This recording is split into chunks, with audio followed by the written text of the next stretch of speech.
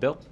How can the Afghan Taliban not be considered a terrorist organization for purposes of the rest of the U.S. government when the Treasury considers it one and when it has a long history of terrorist acts? Why?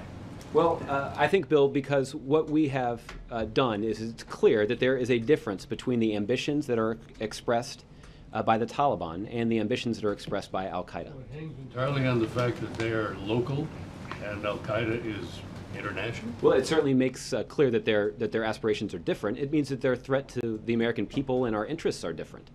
The Taliban is very dangerous, and we have expended significant sums of money, and American service members have given their lives fighting the Taliban because they do pose a threat to American interests and to American service members inside of Afghanistan. And we have used some financial sanctions instruments to try to limit the capacity of the Taliban by imposing sanctions against them. But there's no doubt that the threat from the Taliban is different than the threat that is posed by al-Qaeda.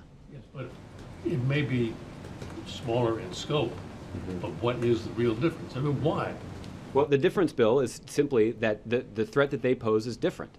The threat from the Taliban is acute. If you are a service member serving in Afghanistan, or if you are a U.S. diplomat or a contractor that is working in Afghanistan. So why are they terrorists? But isn't every terrorist group a little different from every other terrorist group? They are. But in this case, there is a clear difference between the aspirations that have been articulated by the Taliban and the way that they carry out, or the way that they resort to some of their terror tactics, and the terror attacks that are carried out by al-Qaeda. There's no denying the fact that these are very dangerous organizations, and that's why the United States government, under the leadership of this president, has devoted significant resources to defeating them. And we're going to continue to implement our strategy in Afghanistan that has now turned over the responsibility for the security in Afghanistan to Afghan security forces and their central government. And we're going to continue to support them as they take the fight to the Taliban. This is not a situation of underestimating the Taliban. The president is keenly aware of how dangerous this organization is, and it's why we are forthright about the fact that American personnel serving in Afghanistan continue to face a threat.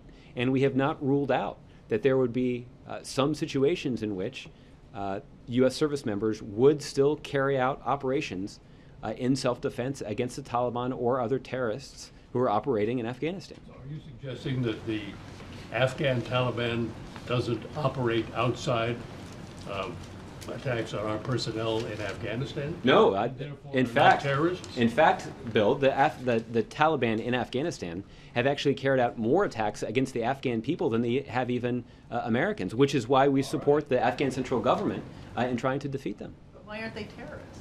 Yeah. We're just asking, why aren't they a terrorist group? Yeah, and what I'm saying is, why aren't they a terrorist group? Right, and what I'm saying is that we have been very clear about what our strategy is to defeat them, and it's different than the strategy. That's what we're asking you. But that's different than the strategy that we have employed against al-Qaeda.